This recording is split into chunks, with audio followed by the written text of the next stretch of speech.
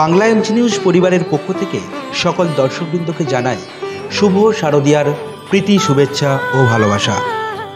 আজ আপনাদেরকে নিয়ে যাব বাঁকুড়া জেলার পাত্রসাহেরের এক জমিদার বাড়ির দুর্গাপুজোতে, যেখানে 300 বছর ধরে হয়ে আসছে এই পুজো। কি রয়েছে এই জমিদার বাড়ির পুজোয়, চলুন দেখাবো আপনাদেরকে সরাসরি ঘটনাস্থল থেকে। এই মুহূর্তে ঘটনাস্থলে রয়েছে আমাদের এই প্রতিনিধি সৌরভ মজুমদার। কি জানাচ্ছে জেনে নেব ওনার কাছে বিস্তারিত।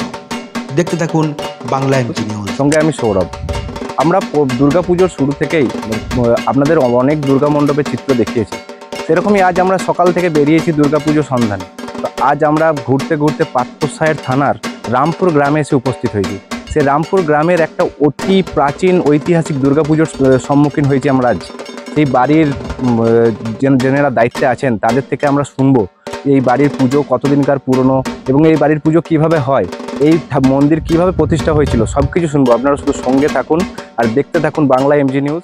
350 বছরের প্রাচীন জমিদার বাড়ি মুচিরাম ঘোষ থেকে মণ্ডল জমিদার হওয়ার ইতিহাস রয়েছে। দামু কামুর জলদস্যুদের সঙ্গে যুদ্ধের কাহিনী, সবকিছুই জড়িয়ে হদল নারায়ণপুরে জমিদার বাড়ির 300 বছরের প্রাচীন দুর্গাপুজোর ইতিহাসের সাথে। আনুমানিক 300 বছরের উপরে এটা হয়ে আসছে। এটা সূচনা হয়েছিল আমাদের আদি জমিদারের নাম হচ্ছে মুচিরাম ঘোষ। আজ থেকে প্রায় 350 বছর আগে বর্ধমানের নীলপুর গ্রাম থেকে ভাগ্যের খোঁজে বেরিয়েছিলেন মুচিরাম ঘোষ। ঘুরতে ঘুরতে বাঁকুড়া জেলার পাত্রসাহের থানার নারায়ণপুর বোদাই নদীর তীরে এসে তিনি ক্লান্ত হয়ে পড়েছিলেন। সেখানেই শুরু করেন বসতি। সাক্ষাৎ হয় সেখানকার বিশিষ্ট গণিত আচার্য শুভঙ্কর রায়ের সাথে। তখন মল্ল রাজাদের রাজত্বকাল। মল্ল রাজা ছিল গোপাল সিংহ। একদিন মুচিরাম ঘোষ শুভঙ্কর রায়ের সাথে গিয়ে বিষ্ণুপুরের মল্ল রাজাদের সান্নিধ্য লাভ করেন। মুচিরাম ঘোষের ব্যবহারে এবং তার কার্যকলাপে খুশি হন মল্ল রাজা গোপাল সিংহ। মল্ল রাজাদের দাক্ষিণ্যেই দামোদরের উপনদী বোদাইয়ের তীরে বিশাল এলাকার জমিদারি লাভ করেন তিনি। বাঁকুড়ার হদল ও নারায়ণপুর গ্রামের মাঝে বিশাল জমিদার বাড়ির প্রাসাদ তৈরি হয়। আরও পরে ব্রিটিশদের কাছ থেকে ওই এলাকার মোট 7টি নীলকুঠি ইজারা নিয়ে নেয় মণ্ডলরা। কথিত আছে সেই সময় বোদাই নদীতে নীল বোঝাই করা বজরা ভাসিয়ে দূর দূরান্তে তা রফতানি করত মণ্ডলরা। সেই সময় নীল বিক্রি করে প্রচুর ধনসম্পদ নিয়ে বজরাই করে গ্রামে ফেরার সময় কোনো এক জায়গায় জলদস্যুদের কবলে পড়েছিল মণ্ডল বাড়ির কোনো এক পূর্বপুরুষ। সেই সময় ওই জমিদারের সাথে ছিল 2 লাঠিয়াল, দামু ও কামু।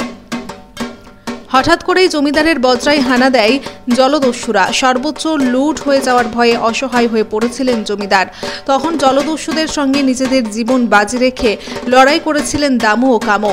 জমিদার ফিরে পেয়েছিলেন তার সমস্ত সম্পত্তি, ফিরে পেয়েছিলেন প্রাণ। জলদস্যুর হাত থেকে বেঁচে ফিরলে বজরায় থাকা যাবতীয় সম্পত্তি দুর্গার নামে দেবোত্তর করে দেওয়ার মানত করেন তিনি। পরে তিনি সুস্থভাবে ফিরে এলে ওই বজরায় থাকা সমস্ত ধনসম্পদ নিয়ে বিশাল দুর্গা দালান, রাসমঞ্চ, রথ মন্দির, নাট মন্দির, নহবতখানা তৈরি করেন। বংশ পরম্পরা পুজো চালিয়ে যাওয়ার জন্য বহু জমি ও পুকুর কিনে সেগুলি দুর্গার নামে দেবোত্তর করে দেন। একদিকে নীলকুঠির বিপুল আয়, অন্যদিকে বিশাল জমিদারির খাজনায় ফুলে ফেপে ওঠে রাজকোষ। তার প্রভাব পড়ে দুর্গাপুজোতেও। সে সময় পুজোর সময় 7 দিন ধরে নহবতখানায় বসত নহবত। দুর্গা মন্দির সহ সমস্ত মন্দির সাজানো হতো বেলজিয়াম গ্লাসের বিশাল বিশাল সেচের সাতবাতিতে। পুজোর সময় বসত পুতুল নাচের আসর, হতো যাত্রাপালা। দুর্গাপুজোর প্রতিটি নির্ঘণ্ট ঘোষিত হতো তোপধ্বনির দ্বারা। দূর দূরান্তের মানুষ ও প্রজারা হাজির হতেন জমিদার বাড়িতে। আজ আর সেই নীলকুঠিও নেই জমিদারিও। তবু বিশাল দেবোত্তর এস্টেটের আয়ে দুর্গাপুজোর আয়োজনে ত্রুটি রাখেন না মণ্ডল বাড়ির বর্তমান প্রজন্ম। আজও পুজো এলেই মণ্ডল জমিদার বাড়ির নহবতখানা থেকে বেজে ওঠে সানাইয়ের সুর। ভাড়ার থেকে পুরনো দিনের সেই ঝাড়বাতি বার করে তার ধুলো ছেড়ে দুর্গাপুজোর সময় টাঙানো হয় দরদালানের বিভিন্ন প্রান্তে। দেশ বিদেশে ছড়িয়ে থাকা পরিবারের সদস্যরা আজও পুজোর সময় ছুটে আসে শুধু ইতিহাসকে ছুঁয়ে দেখার লোভে। বাঁকুড়ার পাত্রসাহের থেকে সৌরভ মজুমদার ও অভিজিৎ সরকারের বিশেষ প্রতিবেদন, বাংলা এমজি নিউজ। আনুমানিক 300 বছরের উপরে এটা হয়ে আসছে। এটা সূচনা হয়েছিল আমাদের আদি জমিদারের নাম হচ্ছে মুচিরাম ঘোষ। তিনি বর্ধমানের নীলপুর, বড় নীলপুরের ওখানে তার ছিল। তিনি আস্তে আস্তে ওনার এসে হদল বলে এক গ্রামে উনি বসতি স্থাপন করেন। নদীর যে বোদাই নদী যাচ্ছে আমাদের পাশ দিয়ে, ওতে খাওয়ার জন্যে ওরা এখানে এসে পত্তন করেন। তারপরে আস্তে আস্তে আমাদের জমিদাররা বংশ পরম্পরায় ঠাকুর প্রতিষ্ঠা করে এক এক মন্দির স্থাপন করে পুজো আরম্ভ করে। আমাদের এইটা ছিল বর্ধমান রাজার আন্ডারে। তারপরে আমরা বিষ্ণুপুর মল্ল রাজার কাছ থেকে আমাদের এখানে শুভঙ্কর গণিতঙ্গ এক ছিলেন, তার দেওয়ান হিসেবে আমাদের এই জমিদারি পতন হয়।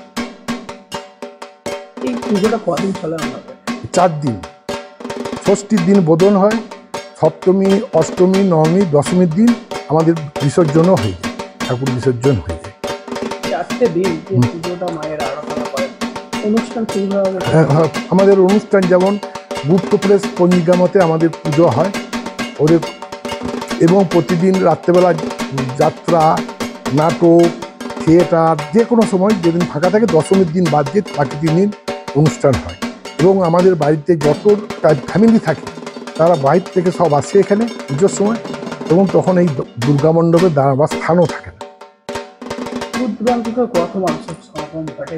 মোটামুটি ধরে নেন এই ধারে পাশে যত গ্রাম আছে এরা আসে, মোটামুটি তারা পুজো দিতে আসে, তাদের এইটাই বড় পুজো, তারা এখানে আনন্দ উপভোগ করে, সবাই মিলেই পুজো টুজো দেয়, সবাই করে।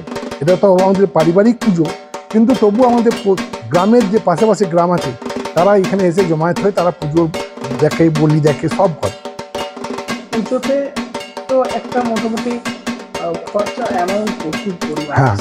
সমস্ত ফ্যামিলি আমাদের সবাই না, এটা হচ্ছে আমাদের দাদুরা জমিদারি প্রথা, তো জমিদার দেখে গেছিল, সব ঠাকুরের নামে জমিদারি আছে। কিন্তু এখন তো বুঝতে পারছেন তো জমির থেকে ধান উৎপাদন হচ্ছে, চাষিরা দিচ্ছে না। কিন্তু আমাদের বাড়ির ছেলেরা যারা থাকে তারা ওই যাত্রার অনুষ্ঠান তার থেকেই আর কি যে খরচ করে, তারা নিজের পকেট থেকে দেয়, আমরা যেমন দিই, সাহায্য করি, সবাই সাহায্য করে। আর এমনি পুজোর জন্য আমাদের দেবত্বদের টাকার থেকেই হয়। পুজোর সময় দেখা যায় অনেক জায়গাতে একটা দুস্থ মানুষদের হাতে বস্ত্র থেকে আরম্ভ করে এইসব বিতরণ করে, সেটা কি এই বাড়ি? না হয় না, এবার থেকে আমরা একটু চিন্তা ভাবনা করছি এটা করার জন্য। আপনার কিছু বলতে? আমার নাম আশিস কুমার মণ্ডল, আমি এখন বড়মণ্ডল দেবোত্তর এস্টেটের ম্যানেজার। এটা কোন জায়গা? এটা হচ্ছে রামপুর বড়মণ্ডল দেবোত্তর এস্টেট। এটা জায়গাটার নাম হচ্ছে রামপুর।